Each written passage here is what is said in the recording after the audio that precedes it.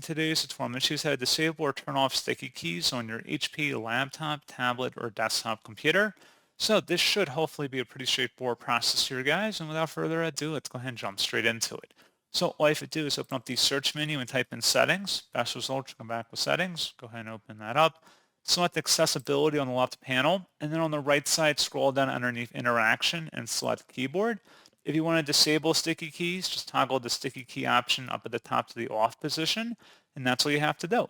So pretty straightforward process, guys, and as always, thank you for watching. I do hope that was able to help you out, and I do look forward to catching you all in the next tutorial.